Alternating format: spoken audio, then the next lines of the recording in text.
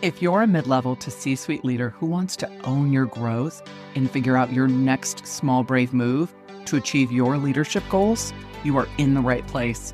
Welcome to the Small Brave Moves podcast, a weekly deep dive on how to be braver in leadership and in life for exceptional results. I'm your host, Nicole Bianchi, best-selling author, certified master executive coach, NSA certified speaking professional, chief bravery officer, and tough talk expert. If you're ready to become a better, braver, and more authentic leader, let's dive in. Welcome back to the Small Brave Moves podcast. Let me start with something that might make you feel uncomfortable. Most leadership failure isn't dramatic. It's quiet. It's the feedback you didn't give. It's the boundary you didn't hold, the decision you softened, or the truth you edited.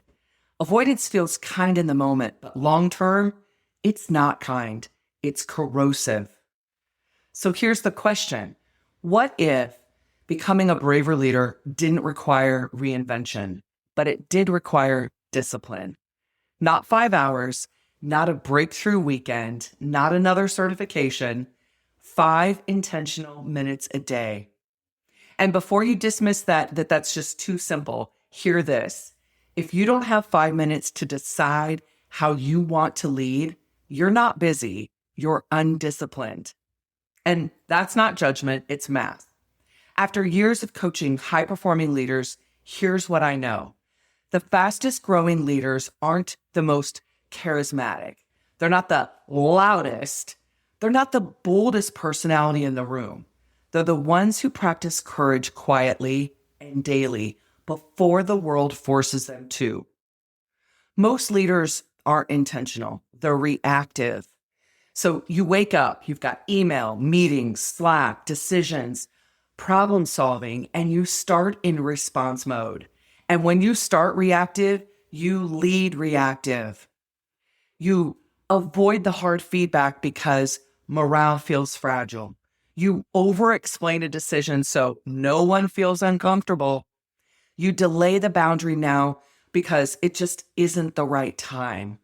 You tell yourself you'll address it next week. Nothing explodes, but something erodes.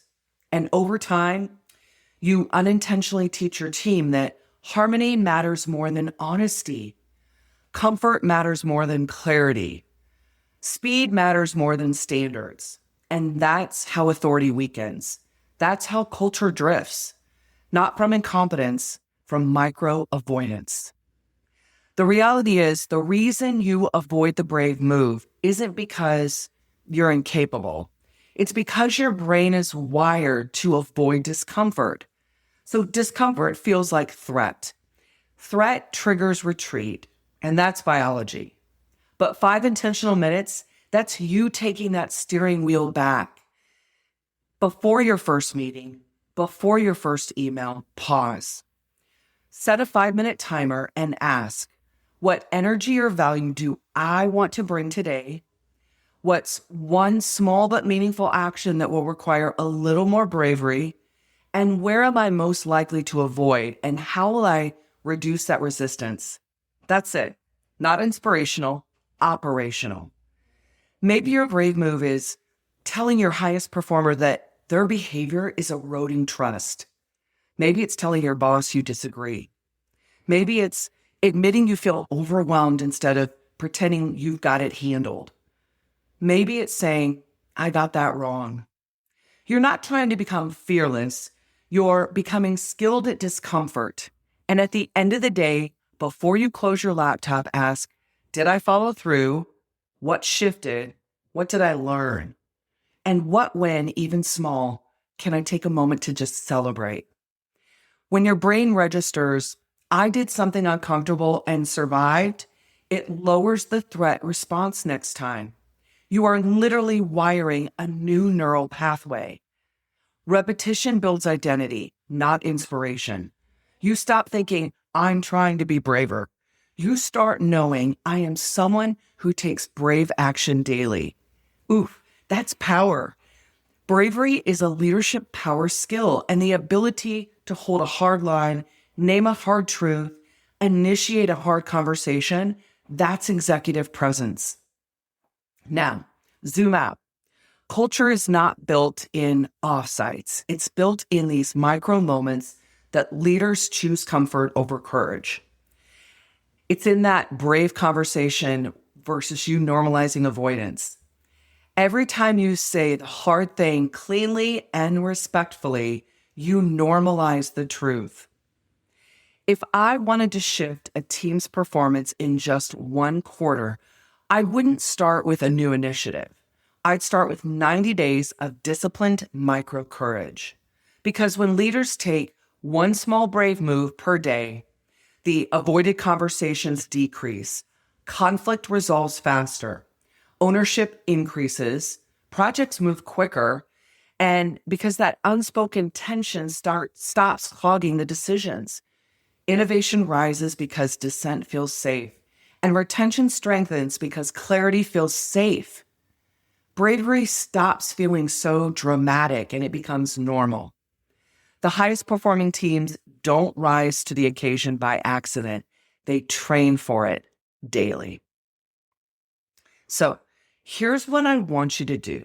Tomorrow morning, before your first meeting, I want you just to pause, set a 5-minute timer, answer the 3 questions, choose one small brave move, then do it, and then tell me it doesn't change your day. If you want structure and accountability for 90 days, that's exactly why I created the Small Brave Moves Journal.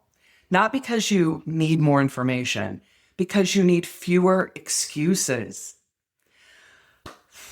It's 90 days because identity shifts through repetition. It's undated because perfection isn't the point. Inside, you'll find morning intention setting, evening reflection, habit tracking to make courage visible, weekly pattern recognition, and monthly leadership checkpoints that ask, where am I still playing small? What conversations am I avoiding? Where do I need support? Am I leading in alignment with my values or protecting my comfort? By week 4, you'll see patterns. By week 8, you'll see behaviors shift.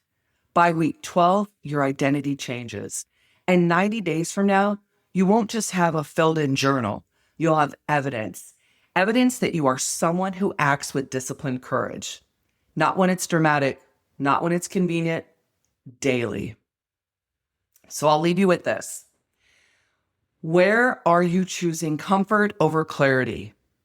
And what would shift in your authority, your culture, your results, if you decided in advance to take one small brave move every day for the next 90 days? This is something I practice as well, every single day. The link is in the show notes if you want the structure, but whether you use a journal or not, take 5 minutes, one brave move daily. That's how leaders stop drifting. That's how identity shifts. And that's how culture changes. So until next time, keep making the small brave moves. Thank you for joining me for this episode of the Small Brave Moves podcast. If you're wanting to take this work even deeper, I'm here to help. From engaging in inspirational keynote speeches to transformational coaching and workshops for leaders and teams, page-turning books, online courses, and enlightening leadership development retreats. There are so many ways that we can work together to take your leadership to the next level. For more information, check out the show notes, and let's do this together, one small brave move at a time. See you next week.